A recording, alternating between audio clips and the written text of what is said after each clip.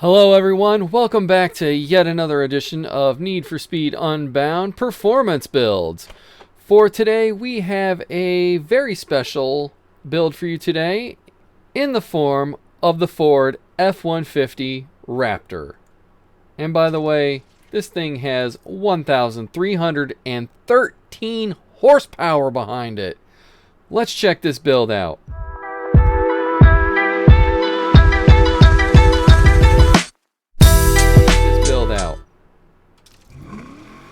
So, for the engine, we are equipping the 2.0 liter inline 4 hybrid engine.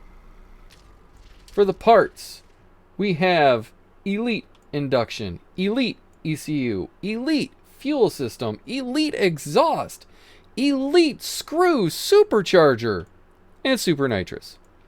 With the Elite road suspension, the super brakes, the Elite grip tires, Elite clutch, the 6-speed Pro gearbox with an Elite differential, super nitrous grip, and super nitrous drift on this one.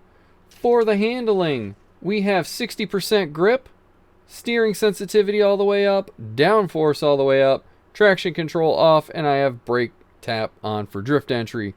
Set it for whatever you want. Brake tap doesn't really send it into the corners real well, and you do need to drift with this build, but the handbrake helps out a little bit with that. But I have it on just for the few instances it does actually want to cooperate with me.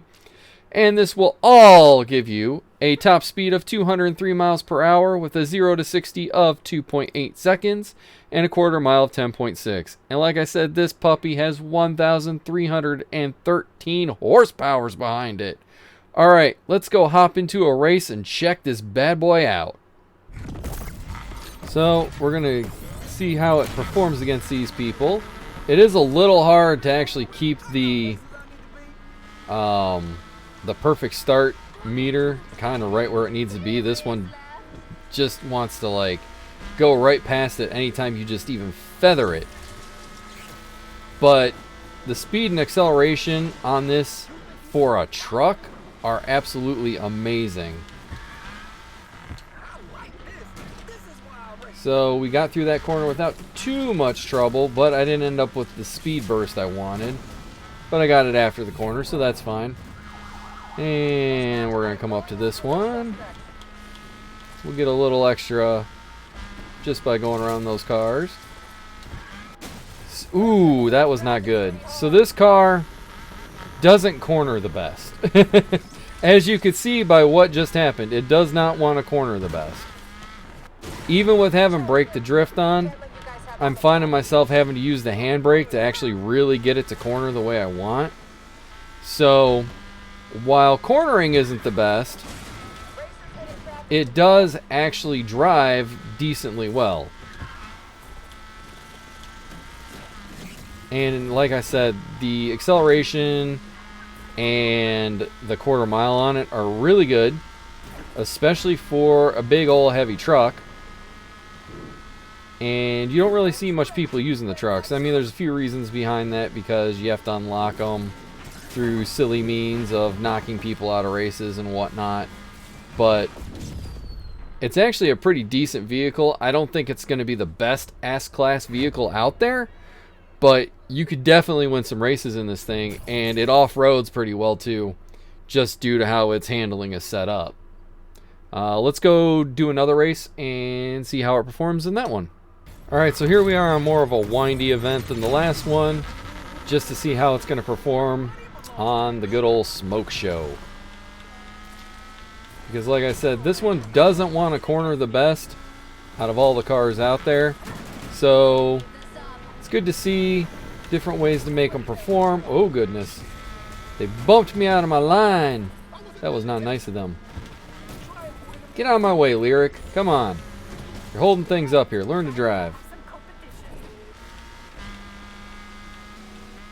So right now Lyric's gonna draft on me. I mean, look at him, he's in a McLaren and I'm beating him. And right now it looks like I'm putting a little distance between the two of us, even though this corner's right here. So, I mean, it wasn't the smoothest way to take that corner, but it also wasn't a horrible way to take that corner. So, as I had said previously, this doesn't handle the best. So, going around a lot of these corners, you do actually have to drift them. And it apparently seems with this vehicle, it wants to use the handbrake to drift instead of using brake to drift or whatever. It wants the handbrake for some reason. If you just do brake to drift, which this was, I was on dirt, so it helped a little bit. That wasn't too bad, actually. But the brake to drift just seems to take too long to start initiating, and you end up in the wall before you even start cornering. So I've got pretty good distance against the AI, which, you know, it's AI, so.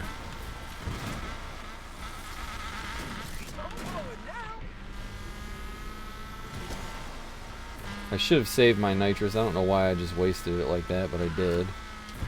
See, I tried to brake to drift there, and it told me, no, you will not brake to drift. So I think if this was actual multiplayer people, I'd be having much more of an issue than what I'm having right now. But this really isn't doing too bad against the AI. I've put pretty good distance between us. And unless I screw up real big time, and there is a cop. Oh, nope, cop's down a level. Unless I screw up really big time, I should be winning this race. But those are famous last words. People have thought they were going to do better and then screwed up big time right at the end and lost. So, well, there we go. That was a good drift for once.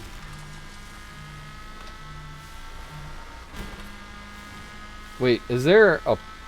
Okay, there is an AI person right over here that if there was one more lap, I would probably be lapping. But there isn't. So I'm not going to. But I am going to win this race. Not bad for a big old pickup truck. So, I think that's going to do it for this build today. Is it the best S-Class build out there? No. Is it the worst? No, it's far from the worst. I think the Chevy C10 is better as far as getting up to your top speed goes. And I think this one handles a little bit better than the Chevy C10 does, though. So, that's going to do it for me today. If you haven't already, please, please, please subscribe to the channel.